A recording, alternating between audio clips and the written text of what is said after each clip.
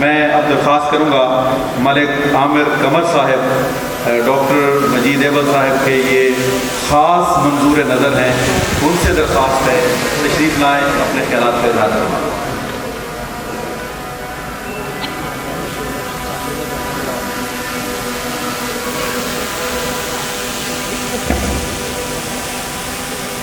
اعوذ باللہ من الشیطان الرجیم، بسم اللہ الرحمن الرحیم۔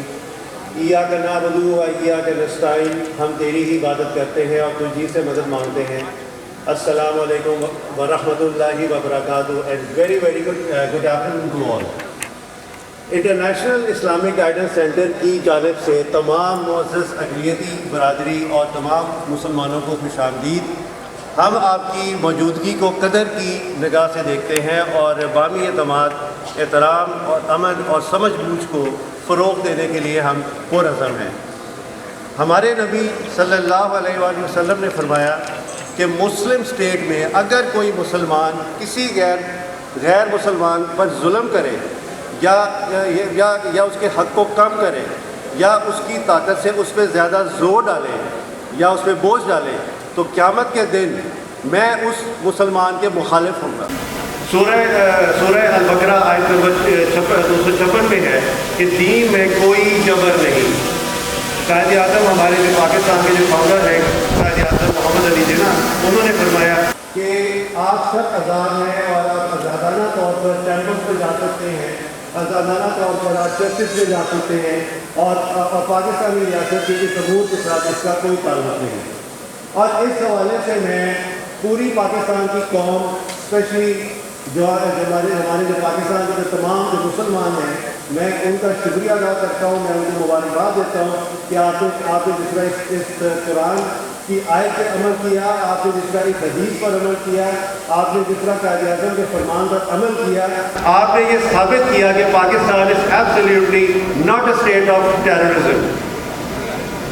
ویسے بھی مسلمان اور مسیحی برادری جو ہے، ہم لوگ تو ویسے ہی ایک دوسرے کے بہت قریب ہیں۔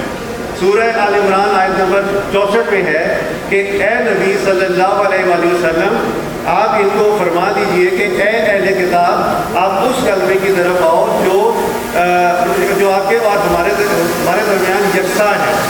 وہ کیا ہے؟ وہ کیا ہے کہ ایک اللہ کی عبادت کرو اور اس کے ساتھ شریک مت کرو۔ اللہ کی عبادت کے حوالے سے ان دا گوسپل آف لوکا باب نمبر 4 آیت نمبر 8 میں ہے کہ یسوع مسیح نے فرمایا کہ اس اللہ کو سجدہ کرو اور صرف اسی کی عبادت کرو۔ اور عبادت کے حوالے سے ہم سب جانتے ہیں کہ عبادت کا مطلب ہے اللہ کے تمام احکامات کو اپنی زندگی میں قائم کر کے اس میں عمل کرنا، دیٹ از عبادت۔ اس کے علاوہ جو شریک کے حوالے سے جو معاملہ ہے کہ جس کا قرآن میں ہے کہ اللہ کے ساتھ کسی کو شریک نہ کرو، یعنی کہ اللہ کے لیول پہ نہ کسی کو لے کے آؤ، یہ ہماری کتاب بائبل، اس میں بھی یہ چیز مینشن ہے۔ خروج باب نمبر 20 آیت نمبر 23 میں ہے کہ اللہ تعالیٰ فرماتا ہے کہ تم میرے ساتھ کسی کو شریک مت کرو۔ In the book of Isaiah chapter number 44 آیت نمبر 44 اس میں ہے کہ میں خداوند سب کا خالق ہوں اور میں اکیلا زمین کو بچھانے والا ہوں، تو کون ہے جو میرا شریک ہے؟ میرا کوئی شریک نہیں۔ اور اس کے ساتھ ہے چونکہ مسلم اور مسیحی برادری ایک ہی اللہ پر ایمان رکھتے ہیں، اور آپ سب جانتے ہیں کہ نائجیرین کرسچنز جو کہ کروڑوں کی تعداد میں ہیں، ان کی حوزہ بائبل میں بھی اللہ کا ذکر ہے۔ عربک بائبل جو 2.25 کروڑ عربک کرسچنز پڑھتے ہیں، ان کی کتاب میں بھی اللہ کا ذکر ہے۔ اردو کی جو ہے کتاب جو کہ کنگ جیمز ورژن، اس میں خروج باب نمبر 35 آیت نمبر 31 میں اللہ کا ذکر ہے۔ یونانی متن سے جو ترجمہ لیا گیا ہے اس میں بھی اللہ کا ذکر ہے۔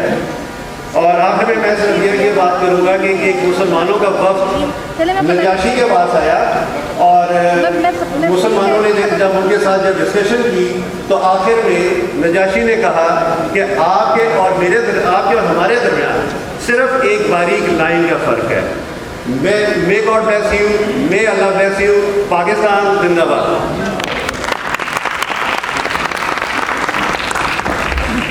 بہت شکریہ. میں